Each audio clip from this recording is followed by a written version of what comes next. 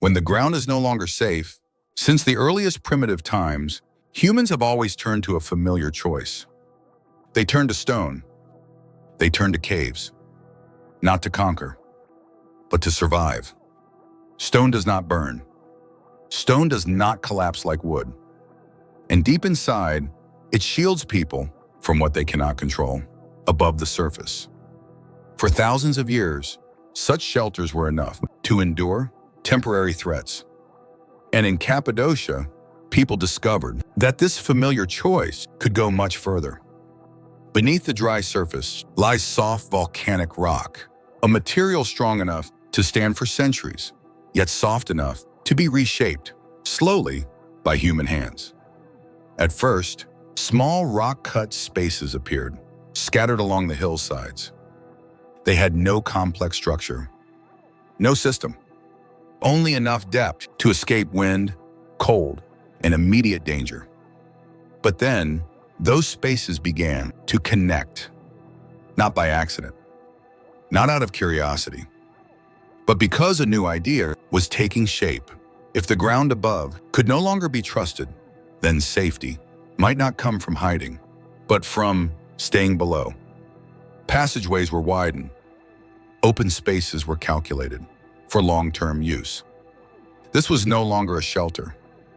This was the beginning of a far greater decision, to turn the earth itself into a place where human could live.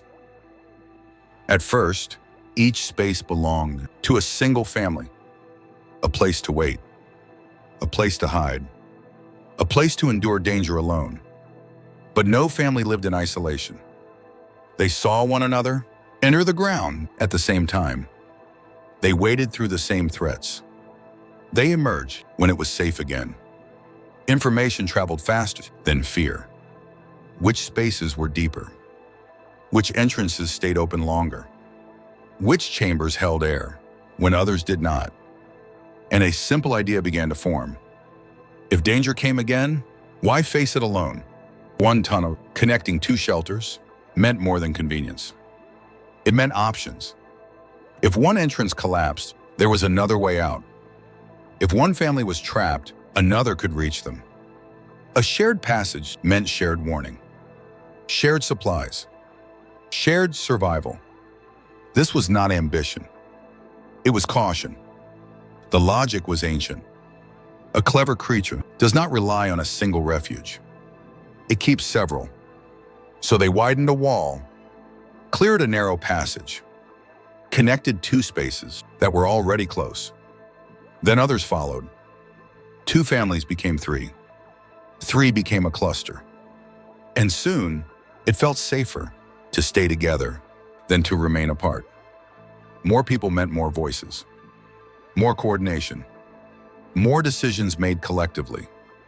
Places to meet appeared, places to store food, places to rest side by side.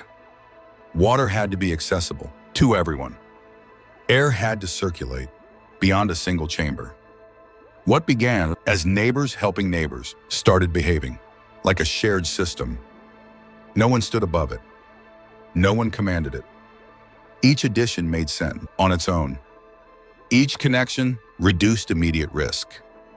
Until gradually, those connections changed the nature of the space itself. Going deeper was no longer something chosen in response to danger. It became the only way to support what now existed. To protect more people, more space was required. To create that space, greater depth was unavoidable. And with that shift, the underground stopped being a collection of shelters. It became a commitment shared by everyone inside. By the time the underground reached its full scale, it no longer felt like a collection of shelters. It felt like a city. People knew where to go, where to gather, where to wait. Life below the surface had developed its own rhythm. And for a long time, that rhythm seemed stable. Most days passed without incident. The system worked, which made the early warnings easy to ignore. They did not appear as disasters. They appeared as inconveniences. Air felt heavier in certain sections. Some passages took longer to clear. A route that once felt open now required patience. These were not failures. They were adjustments. At least, that is how they were treated, because nothing had collapsed.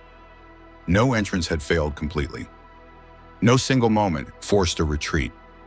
So development continued. More connections, more depth, more reliance on the same shared routes. But the scale had changed. By now, the underground was no longer forgiving. A small disruption did not affect one family. It affected entire sections. When airflow slowed, it was not always clear where the problem began. When access became difficult, there was no obvious alternative. The system had grown beyond what any one person could fully understand. This was the first warning. Not because something had broken, but because fixing anything now required coordination across the entire city. The underground had reached a size where mistakes could no longer remain local, where delays mattered, where distance mattered, and where every solution introduced new dependencies. Still, nothing catastrophic had happened, which is why the warning did not feel urgent. This underground network has a name. It is known today as Derinkuyu Underground City. Beneath the region of Cappadocia, what began as survival had quietly become a city underground. And when the underground reached that scale, its protections began to change their meaning. What once kept people safe now had to be kept working. Narrow passages had controlled movement. Now they controlled escape. Stone door had slowed intruders. Now they slowed everyone. The deeper the city grew, the more distance stood between people and the surface. And distance mattered. A problem no longer had a single point of failure. It spread through dependence. Air moved through fewer roads than before. Water reached deeper than it ever had. Each system carried more weight. Closing one section protected another, but only by increasing pressure elsewhere. Nothing failed at once. That was the danger. Because gradual failure does not demand attention. It demands adjustment. And adjustment was possible for a while. Doors could be managed. Routes could be redirected. People could wait longer. But every solution added delay. Every delay reduced margin. By now, there was no fast way out. Only routes that had to remain open or carefully closed in the correct order. The underground was no longer a place people could leave when danger passed. Leaving required coordination, timing, trust that every other section would respond correctly. At this scale, safety was no longer personal. It was systemic. And systems fail not when something breaks, but when they become too complex to fully control. This was the consequence of going too far. Not collapse, not destruction, but the loss of simple escape. From a modern perspective, the reasons for stopping are clearer, not because of a single event, but because of cumulative risk. Archaeological analysis showed that the underground had reached a level of complexity that demanded constant coordination. Ventilation depended on uninterrupted airflow across multiple levels. Access routes overlapped, intersected, and relied on precise sequencing. At this scale, any modification, even a small one, carried consequences far beyond its point of origin. Expansion no longer increased safety. It increased exposure. Modern evaluations suggest that maintaining such a system without centralized control would have required continuous oversight. There is no evidence that such oversight existed, which means the decision to stop expanding was not sudden. It was corrective. Areas that posed higher structural risk were no longer used. Deeper level were not extended further. What remained was preserved rather than expanded. This aligns with what is observed today at Derinkuyu Underground City. Only a fraction of the underground space is accessible, not because it collapsed, not because it failed, but because opening and maintaining the entire system would reintroduce the same constraints that once made continuation unsafe. From a modern standpoint, this was not abandonment. It was a controlled halt, a recognition that the system had reached its functional limit. Centuries later, humans returned, not to survive, but to understand. Derinkuyu was no longer a place of refuge. It had become an object of study. Modern teams entered the underground with different tools, different goals, and a different sense of control. The city was mapped. Passages were stabilized. Lighting was introduced. Access routes were defined. For the first time, the underground was viewed as a single structure. And with that perspective, a clear decision followed. Not everything would be opened. Despite modern technology, despite improved lighting, despite reinforced access, only a small portion of Derinkuyu was made accessible. Roughly 10%. Not because the rest was unknown, but because it was understood. Opening the entire network would not simply reveal more space. It would reactivate the same constraints that once made the city unsustainable. Movement would need regulation. Airflow would require constant balance. Evacuation would depend on coordination, not speed.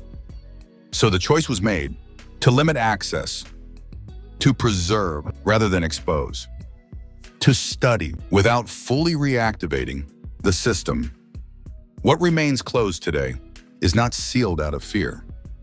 It is sealed out of recognition.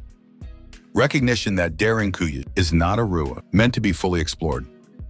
It is a system that reached its limit once and does not need to reach it again. Derinkuyu does not end with a mystery. It ends with a limit, not a hidden chamber, not a secret technology, not an unanswered catastrophe, a boundary, one that was reached twice by two very different versions of humanity. The first time, people went underground to survive. They expanded carefully. They cooperated. They adapted. Until the system they depended on grew too complex to remain safe. So they stopped. Centuries later, modern humans returned, with light, with maps, with data.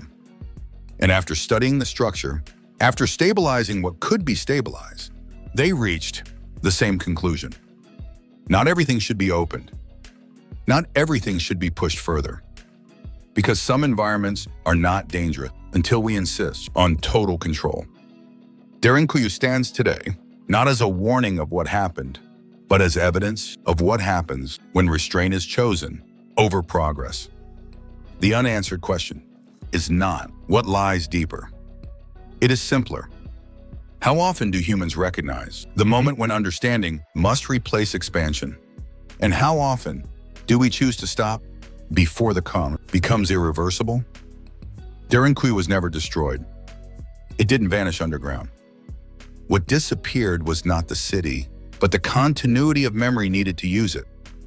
When the people who understood the space were forced to leave, the knowledge didn't transfer with them. And when that knowledge broke, the city didn't need to be sealed. It simply stopped being used.